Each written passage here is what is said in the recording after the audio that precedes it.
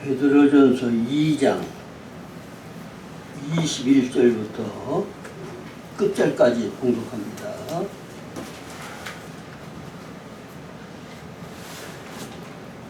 이를 위하여 너희가 부르심을 받았으니 그리스도도 너희를 위하여 고난을 받으사 너희에게 본을 끼쳐 그 자취를 따라오게 하려 하셨느니라. 그는 죄를 범하지 아니하시고 그 입에 거짓도 없으시며 욕을 당하시되 맞대어 욕하지 아니하시고 고난을 당하시되 위협하지 아니하시고 오직 공의로 심판하시는 이에게 부탁하시며 친히 나무에 달려 그 몸으로 우리 죄를 담당하셨으니 이는 우리로 죄에 대하여 죽고 의에 대하여 살게 하려 하시니라.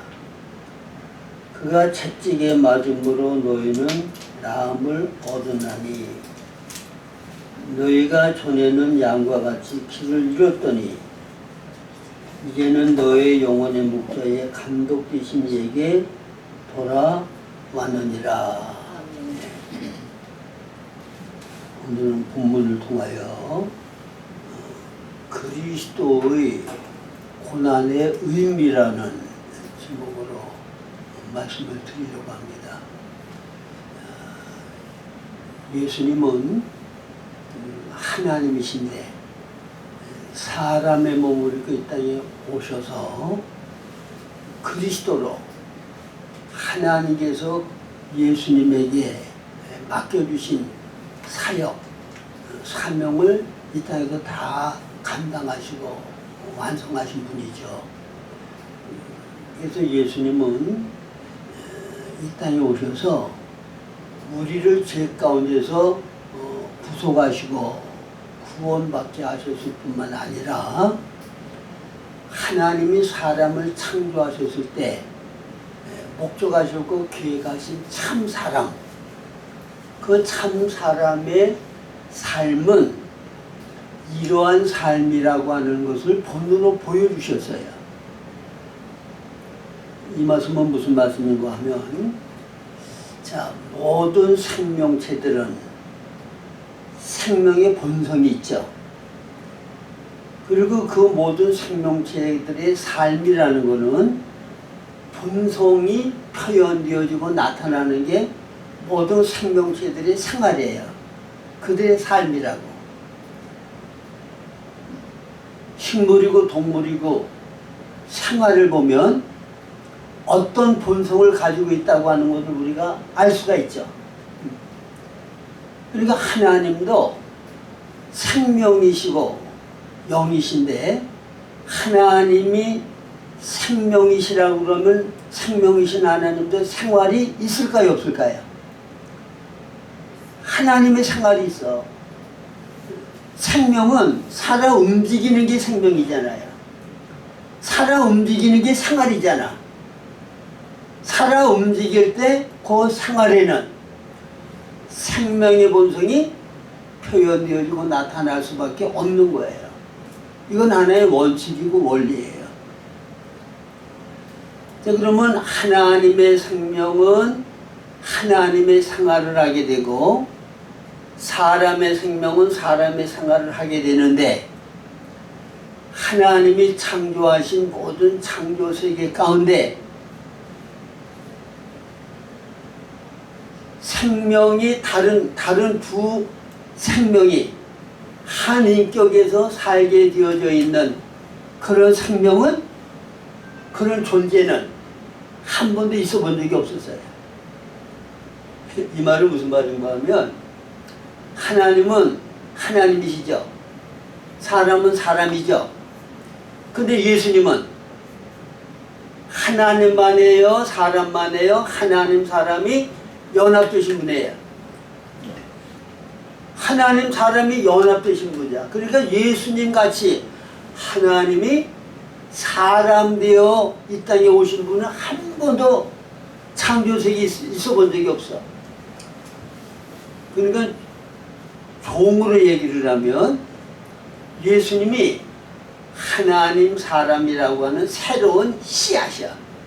새로운 종이야. 응? 그래서 요한복음 12장 24절에 보면 하늘의 밀이 땅에 떨어져 죽지 아니하면 하늘 그대로 있고 죽으면 많은 열매를 맺는다고 그랬죠. 그러니까 예수님과 같은 하나님 사람이 예수님의 첫 씨앗이니까 예수님과 같은 많은 열매를 맺으려고 하면 예수님이 십자가 지고 부활하심을 통해서 예수님과 같은 많은 아들들이 재생산되어지고 산출하게 되어졌다고 말입니다. 제가 지금 드리는 말씀이 굉장히 중요한 말이에요. 그러니까 예수를 영접지 아니하고 아담의 생명 안에서 사는 사람하고 예수 그리스도의 부활 생명을 받아들여서 거듭나서 하나님의 자녀로 사는 우리하고 종자가 같아요, 달라요? 네? 씨앗이 같아요, 달라요? 근본적으로 달라. 그래서 여러분들이 이스라엘 백성들은 이 땅에 사는 모든 민족 가운데 유일하게 하나님께서 아브라함을 선택하시고 그 다음에 아브라함 자손들을 하나님의 백성으로 삼으시기로 작정하셔서 이제는 애굽의 노예 생활하는 이스라엘 백성들을 노예 생활에서 건져내시고 그 다음에 홍해를 건너고 광야 가운데서 출애굽기 19장부터 쭉 보면 거기서 이스라엘 백성들과 하나님과 하나의 언약을 맺으시죠. 이제부터 너희들은 내 백성이 되고 나는 너희 하나님이 된다. 이제부터 여러분들이 선지서에 보면 이스라엘 백성들과 하나님과의 관계를 무엇으로 묘사하는가 하면 남편과 아내를 묘사를 해요. 이제 너희들은 내 아내가 되는 거고 나는 너희들의 남편이 되는 거다.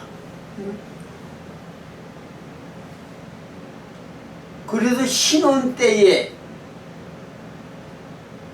그 즐거웠던 때 그거를 이스라엘 백성들이 하나님과 언약을 맺고 광야 생활을 할 때의 그 과정을 신혼 때의 즐거운 때로 하나님은 추억하시는 게 선지서에 나온단 말이에요.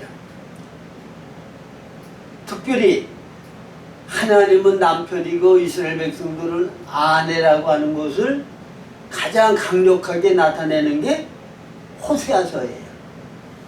호세아서를 보면 거기 보면은 예수님은 이스라엘 백성들이 남편이고 이스라엘 백성들은 아내란 말이야.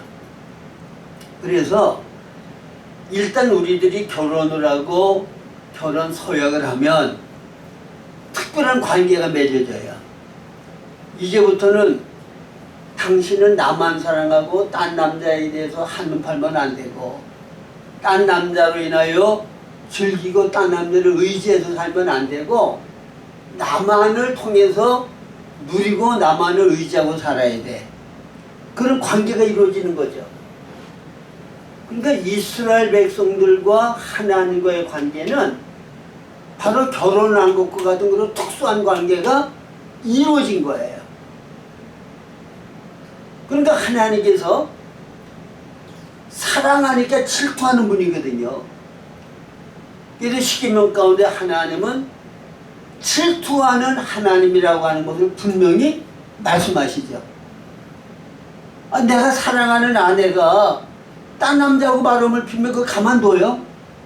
가만 안 둔다고. 질투심이 강하면 강할수록 심판이 엄한 거예요. 그래서 이스라엘 백성들이 하나님과의 관계에서 자기들의 정체성, 자기들은 어떤 사람이라고 하는 것, 그래서 하나님 앞에서 어떻게 살아야 된다고 하는 것을 망각하고 살다가 하나님의 엄중한 심판을 받고 다 망한 거야. 응? 성전이 다 무너지고 회파되어지고 이방나라 바벨론에 포로로 잡혀가고, 응? 북이스라엘은 아수르에게 완전히 망해서 흔적도 없이 사라지고. 이게 왜 그렇게 돼 있어요? 하나님만 사랑하고 하나님과 바른 관계 속에서 살면 하나님이 그들을 지키고 보호하고 필요를 다 공급하고 모든 존재 가운데 가장 만족과 기쁨과 행복을 누리고 살 수 있도록 하나님의 보장해 주신다고. 아, 여러분, 세상에서 최고 부자야. 세상에서. 그리고 최고 권력자야. 그런데다가 자기 아내 사랑하기를 자기 목숨보다도 사랑해. 그러면서 당신 이제는 나만 의지하고 나만 사랑하고 내가 공급하는 것만으로 기뻐하고 행복하고 누리고 살아. 나 외에 딴 남자한테 눈 돌리고 딴 거 의지하고 그러면 내가 당신을 너무 사랑하기 때문에, 내가 질투하기 때문에 당신 그냥 그 꼴을 못 봐. 아, 그렇게 경고를 했단 말이야. 아, 그런데 이런 남편을 두고 딴 남자한테 좋다고 그러고 딴 남자의 도움을 받으려고 그러고 딴 남자와 즐기려고 그러고 그런다 그러면 그 남편이 가만두겠어요? 질투심이 강한 만큼, 사랑한 것만큼 엄중하게 복수를 할 거라고. 응? 여러분, 이스라엘 백성들이 하나님과 어떤 관계에 있다고 하는 그 정체성을 잃어버리고 이방인들과 같이 똑같은 방식으로 하나님의 왕됨을 거절하고 자기들이 원하는 대로 자기 뜻대로 마음대로 살려고 하다가 완전히 망한 거예요. 그래서 여러분들이 히브리서를 보면 구약의 이스라엘 백성들이 이러다가 하나님의 심판을 받아서 그들이 안식에 들어가지 못하고 다 망하고 불행하게 되고 비참하게 됐다. 가나안에 들어가서도 하나님을 저버리고 다른 길로 가고 다른 신을 섬길 때 이방 나라에 포로를 잡혀가고 하나님 함께 하던 성전은 다 회파되고 그들이 아주 불행하고 비참한 삶을 살게 되었다. 근데 예수님은 하나님이 사람들이 이 땅에 오셔서 모세와 비교할 수 없고 천사와 비교할 수 없고 선지자와 비교할 수 없고 가장 완벽하고 뛰어나신 그분이 십자가 지고 부활하심을 통하여 구원 구속을 완성하시고 이제는 지성소에 들어가서 하나님과 친밀한 관계 가운데 얼마든지 누릴 수 있는 길을 열어줬다. 그러니까 이제는 하나님과 화목하고 올바른 관계 가운데서 하나님의 풍성함을 누리고 만족하고 행복하고 기뻐하고 하나님과 기쁜 사랑 가운데 살아라. 그걸 경고하고 그걸 말씀하고 있거든요. 그래서 오늘날도 예수 믿고 구원받은 우리들이 하나님의 풍성함을 누리지 못하는 원인은 뭔가 하면 내가 어떤 사람이라는 거를 잃어버려서 그래. 나는 보통 사람 아니고 무슨 사람? 하나님의 생명이 내 영 안에 내주하시는 하나님 사람이야. 하나님의 자녀야. 주님의 신부라고. 하나님 나라의 백성이라고. 그리스도의 몸에 지체들로서 머리 되시는 주님의 목적과 뜻을 이룰 수 있는 교회 몸이라고 말입니다. 이게 우리의 정체성이에요. 나는 이런 존재라고. 근데 이거를 다 망각하고 안 믿는 사람하고 똑같이 세상 의지하고 사람 의지하고 눈에 보이는 세상에 그 즐기고 누리고 편안히 살겠다고 하나님을 저버리고 그런 방식으로 살면 우리 기독자들은 가장 비참하고 불쌍한 사람들이에요. 아시겠어요? 공중나는 제 둘의 백합화 삶의 원리가 완전히 달라요. 삶의 원리를 바꾸면 둘 다 죽어. 백합화는 땅에 뿌리를 박고 살아야 되고 새는 창공을 나르면서 먹이를 먹고 살아야 돼. 삶의 원리를 바꾸면 안 된다고. 여러분 마태복음 6장에는 분명히 말씀하시죠. 불신자, 이방인들과 예수 믿고 구원받은 우리 무엇을 먹을까 무엇을 마실까 그거는 물질에 대한 염려 이방인들 안 믿는 사람들이나 하는 거야. 너희 하늘 아버지께서 너희는 하나님의 자녀야. 하나님의 생명을 받은 하나님 사람 예수님의 신부야. 그리스도의 몸이야. 하나님 나라 왕국 백성이야. 근데 겨우 안 믿는 사람들이 염려는 무엇을 먹을까 마실까 그거 염려하는 것 때문에 하나님의 나라와 의를 멀리한다고 하면 삶의 원리를 바꾸기 때문에 비참하게 돼. 불행하게 된다고. 이스라엘 백성들이 정체성을 잃어버리고 하나님의 아내요 하나님의 나라요 하나님 왕이 되어야 되는데 이방 나라 사람들과 똑같이 살겠다고 왕 되신 주님을 버리고 우리에게 왕을 달라고 그러고 자기들이 하고 싶은 대로 마음대로 살다가 얼마나 비참하게 됐어요. 얼마나 불행하게 됐냐고.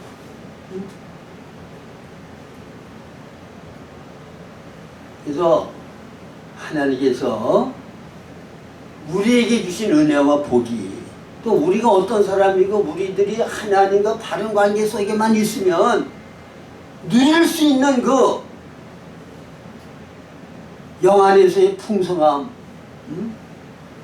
하늘과 땅의 모든 것이 주님의 것인데 우리가 주의 것만 되면 주님의 모든 것이 우리 것 되는 거 아닙니까? 네? 믿으세요?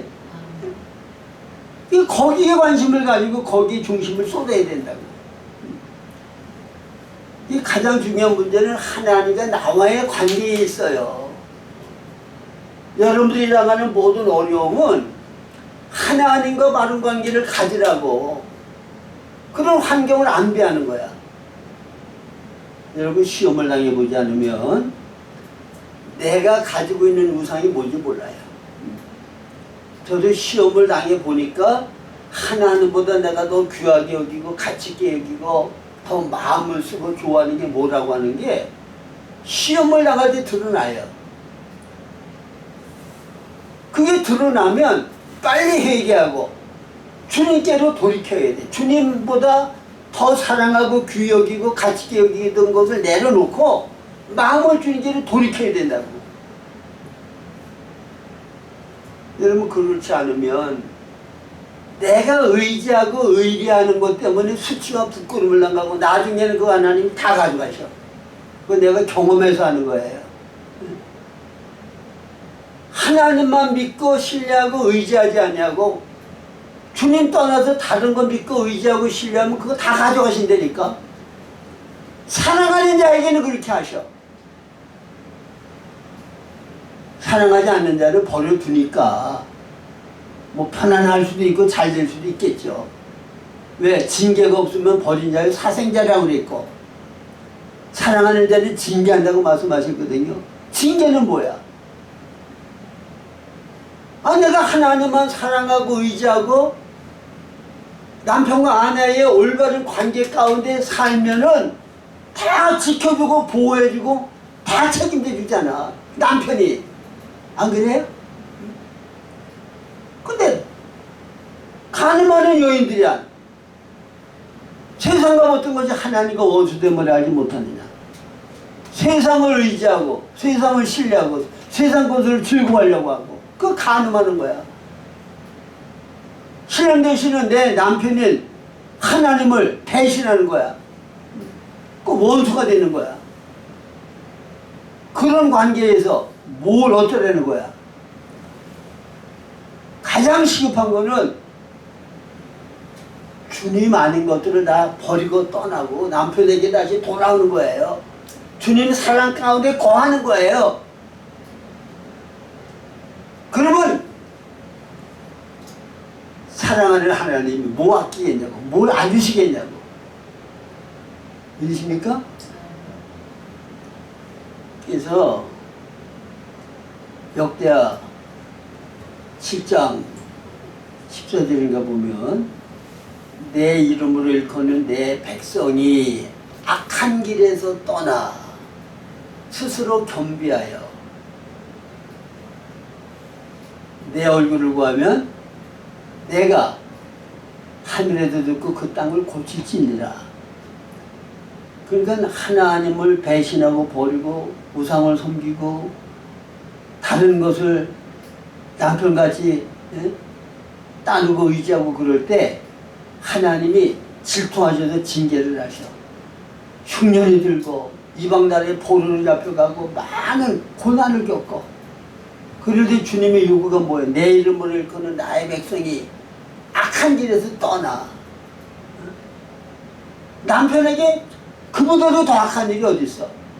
남편 버리고 다른 남자하고 좋다고 그러고 다른 남자하고 즐기고 다른 남자를 통해서 모든 필요를 공급받으려고 하고 그보다도 남편을 더 무시하고 멸시하고 배신하는 일이 어디 있냐고. 이스라엘 백성들이 그렇게 하니까 하나님의 요구가 뭐예요? 그게 악한 일이야. 악한 길에서 떠나. 거기서 떠나란 말이야. 스스로 겸비하여 죄를 자백하고 주님께로 다시 돌아오라고 말해요. 그러면 하나님이 다 고쳐주시고 치료해 주시겠다는 거야. 이게 중요한 거예요. 이제 오늘 여기 본문 말씀은 뭘 말씀하는가 하면 너희가 부르심을 받았으니 그리스도도 너희를 위하여 고난을 받으사 너희에게 본을 끼쳐 그 자취를 따라오게 하려 하심이니라. 여기 본, 지금까지 제가 본을 끼쳐 따라오게 하려 하셨다고 하는 바로 그 본에 대해서 말씀을 드리려고 했던 거예요. 본. 자, 하나님 사람, 참된 삶의 본은 누구예요? 자, 보세요. 창세기 1장 26, 28절에 보면 하나님께서 하나님의 형상인 사람에게 생육하고 번성하여 땅에 충만하라, 땅을 정복하고 다스리라 그랬죠. 그러면 하나님은 사람을 창조하신 목적이 있어요. 그 목적은 하나님이 사람 안에 생명으로 들어오셔서 사람을 통하여, 왜? 영의 생명이신 하나님은 물질계에 표현될 길이 없잖아요. 그래서 하늘에게도 속하고 땅에도 속한, 하늘에 속할 수 있는 거는 영이거든요. 하나님과 교통하고 교제할 수 있고 하나님을 받아들일 수 있는 게 영의 기능이야. 다른 물질 세계의 어떤 동물에게도 이 기능을 가진 것은 사람밖에 없어요. 또 천사는 영은 있지만은 물질계에 살아 나타낼 수 있는 몸이 없어. 근데 인간만이 땅에 표현하고 나타낼 수 있는 몸이 있고 하늘을 접촉할 수 있는 영이 있단 말이에요. 그러니까 하나님은 우리 영 안에 생명으로 들어오셔도 우리 몸을 통하여 하나님의 지혜 지식과 사랑과 능력과 하나님의 모든 성품을 나타내고 하나님의 뜻을 이 땅에 이루셔서 이 땅을 하나님 나라 만드시려고 하는 거. 그게 하나님의 창조 목적이야. 그러려고 하면 예수님과 같은 많은 아들들이 필요한 거예요. 그래서 인간이 타락했을 때 예수님과 같은 많은 아들들을 산출하셔서 이 땅에 하나님의 그 창조 목적을 이루시기 원하셔서 우리를 창조하신 거거든요. 근데 하나님의 목적하셨던 하나님 사람의 삶, 그거를 본으로 내가 사람을 창조한 목적은 이 땅에서 이런 삶을 사는 사람들을 얻어서 그런 사람들이 이 땅을 정복하고 다스리고 이 땅에 하나님 나라가 세워지도록 하기 위하여 내가 사람을 창조한 거다. 그 실제를 볼 수 있는 것이 바로 예수 그리스도란 말이야. 예수님이 이 땅에서 사신 삶의 모습을 보면 사람을 창조하신 목적이 바로 이런 사람이 이런 삶을 살도록 하기 위해서 내가 사람을 창조했다고 하는 것을 우리에게 보여주시는 거야. 이해가 갑니까?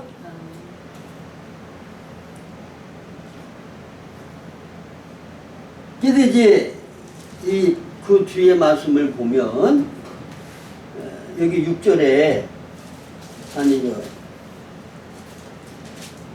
22절 그는 죄를 범하지 아니하시고 그 입에 거짓도 없으시며 죄 없는 분이 고난을 당한 거예요. 왜? 죄가 있어서 고난을 당하고 십자가의 희생을 당해도 그거는 우리의 구속주가 될 수가 없거든요. 죄 없는 분, 우리의 구속주가 될 수 있는 자격, 그게 죄 없는 분이어야 돼. 그래서 그분이 죄 없는 분이고, 그 다음에 욕을 당하시되 맞대어 욕하지 아니하시고 고난을 당하시되 위협하지 아니하시고 오직 공의로 심판하시는 이에게 부탁하시며 무저항적인 고난을 당하셨어.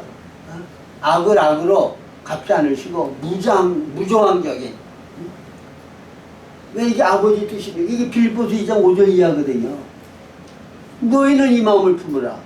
곧 그리스도 예수의 마음이니 그는 근본 하나님의 본체이시나 하나님과 동등됨을 취할 것을 여기지 아니하시고 도리어 자기를 비워 종의 형체를 가지시고 사람의 모양으로 나타나셔서 죽기까지 복종하셨으니 십자가에 죽음이라.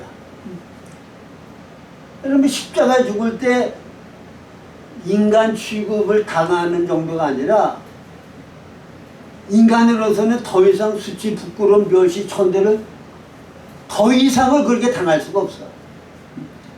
인간이 당한 수치와 부끄러움과 모욕 가운데 가장 큰 수치, 부끄러움과 저주와 모욕을 예수님이 십자가에 당하셨다고. 네? 그것도 심판주가 심판받을 자들에게, 의로우신 분이, 죄 없으신 분이 죄 있는 인간들에게 그 욕을, 그 수치 부끄러움과 저주를 당당하셨다고 말이에요. 그런데도 아버지여 저들이 행하는 바를 알지 못하오니 저들의 죄를 사하시옵소서. 이게 예수님의 사랑의 마음이야. 악을 악으로 갚지 않으셨어. 그러니까 이건 뭘 가르쳐? 우리도로 이 땅에 살면서 주님의 사셨던 그 본을 따르라는 거야. 예수님 같이 살라는 거야. 근데 우리는 어떡하죠? 조금만 자존심 건드려봐요. 화가 나가지고 못 견디잖아. 억울한 누명을 조금만 써봐요. 그거 해명하고 누명에서 벗어나려고 애쓰고 힘쓰잖아. 네? 심판하시는 주님 앞에 다 맡기고 주님의 뜻대로 잠잠히 아버지의 뜻대로 순종하는 삶, 그게 주님이 이 땅에서 사셨던 삶이란 말이에요. 근데 이 모든 일들을 왜 이렇게 하셨냐? 24절에 보면 신이 나무에 달려 그 몸으로 우리 죄를 담당하셨으니 이는 우리로 죄에 대하여 죽고 의에 대하여 살게 하려 함이라. 그가 채찍에 맞음으로 너희가 나음을 입었나니 너희가 전에는 양과 같이 길을 잃었더니 이제는 너희 영혼의 목자와 감독 되신 이에게로 돌아왔느니라. 왜 주님께서 무지한 분이 억울한 고통과 고난을 당하셨는데 한마디 그들에게 반발해서 그들에게 악을 악으로 갚는 일 하지 아니하시고 심판하시는 하나님께 다 맡기고 그 고난을 순순히 다 받으신 이유가 뭐냐? 우리를 죄 가운데서 어떻게 하기 위하여? 구원하기 위하여. 죄 없는 분이라야 우리의 죄를 대속할 수 있잖아요. 그리고 이제는 우리가 그리스도의 생명이 우리 안에 들어오면 내가 살지 않고 내 안에 들어오신 그리스도가 나를 통하여 살면 그게 다 하나님 앞에 의가 되는 거야. 아시겠습니까? 그 죄는 뭐예요? 죄의 뿌리 근본은 하나님을 하나님으로 인정하고 대우 안 하는 게 죄야. 하나님을 하나님으로 인정하고 대우 안 하고 하나님의 권위 아래 순종하고 살아야 될 내가 하나님 되고 내가 왕 되어 나 하고 싶은 대로 나 마음대로 사는 거. 이게 죄의 뿌리야. 의는 뭐예요? 의는 하나님을 하나님으로 대우하고 올바른 관계 가운데 하나님이 기뻐하는 뜻이 우리 안에 이루어지는 것. 그게 의라고 말입니다. 그리고 예수님은 이 땅에서 100% 죄 없는 의로운 삶을 사셨어요. 그리고 이제는 우리도 죄를 떠나서 의로운 삶을 살 수 있는 길을 열어주셨다고 말입니다. 그게 뭐예요? 우리 안에 그분이 생명으로 들어오셔서 이제는 우리를 통하여 그분이 사실 수 있고 그분이 원하는 바 뜻을 우리를 통하여 이 땅에 이루는 삶을 살 수 있게 해주셨다고 말해요. 이게 갈라디아서 2장 10절이야. 이게 고린도전서 15장 10절이야. 사는 거는 주님이 내 안에서 하시고 일하는 것도 하나님의 은혜인 그리스도가 나를 통하여 원하는 일을 행하셔. 그러니까 이게 하나님 앞에 의의가 되는 거야. 하나님의 기쁨이 되는 거야. 하나님의 온전한 표현이 되고 영광이 되어지는 것이라 그 말입니다. 그리고 이제는 목자장이 우리를 인도하시도록 우리를 이끌었다고 그러잖아요. 갈 바를 알지 못하고 방황하고 내가 어느 길을 찾아도 가야 되는 게 아니야. 분명히 우리 모든 삶에 대한 주님이 정하신 길이 있어요. 그리고 성령께서 진리 가운데 우리를 인도하신다고. 영을 따라 순종으로 살면 주님이 원하는 길로 바로 가는 거야. 그게 형통의 길이야. 복받는 길이야. 그게 영생의 길이야. 그게 좁은 길이에요. 믿으십니까? 그게 주님에게 물으라고. 주님에게 물어. 주님의 인도를 받아. 내가 주님의 인도를 받고 주님이 내게 대한 뜻을 알고 싶어 하는 것보다 인도해 주시는 분이 더 안타까움으로 간절함으로 제발 나한테 좀 물어라. 나 좀 의지해라. 그러면 내가 네 길을 다 지도하고 인도해 주겠다. 주님이 그러고 계시다고. 믿으십니까? 그 성령이 말할 수 없는 탄식으로 기도하신다고 그러잖아요. 저도 가만히 보면 뭐 세상에 이런 것 저런 것에 정신 팔려 있을 때에는 내 속 영 안에서 주님이 나를 위하여 이렇게 기도하는 거를 못 느껴요. 근데 이런 거 다 내려놓고 이제 자기 전에 이제 눈을 감고 있으면 세상적인 거 이런저런 잡다한 것을 다 끊어지고 누워 있으면은 이제 그때서야 비로소 하나님을 바라보게 된다. 그리고 잠자고 막 눈을 떴을 때 그럴 때 저 같은 경우는 보면 그때 하나님이 내 속에서 주님이 정말 간절히 기뻐하고 원하는 바 뜻을 그냥 속에서부터 소원하고 기도하게끔 하시더라고요. 그게 나보다 주님이 더 원하는 거야. 아시겠습니까? 사랑이 크면 클수록 주고 싶은 마음이 더 간절한 거야. 근데 사랑으로 이렇게 주겠다고 하는데 인도하겠다는데도 그 길을 안 따르니까 얼마나 안타까우시다고.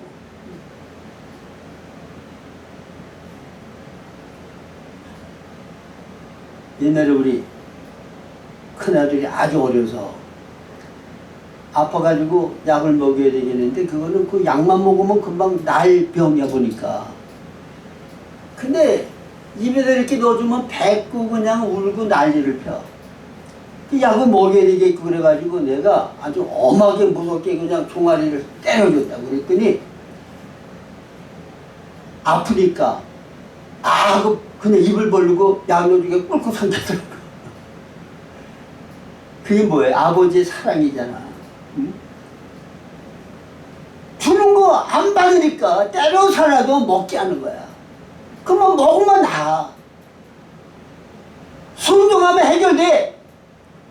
근데 그걸 안 하겠다고 하니까 때려서라도 순종하고 행하여 하나님이 주고 원하시는 은혜를, 복을, 형통을 하나님과 함께하는 역사를 경험케 하기를 원하신다고 합니다. 우리는 목사장에 계십니다. 인도하고 싶어 하시는 분이 계셔요. 그분에게 물어요. 그분을 의지해요. 그분에게 순종하고 따라가요. 그러면 모든 문제들을 하나님이 다 책임지시고 사랑으로 정리해 주실 줄로 믿으시기를 바랍니다.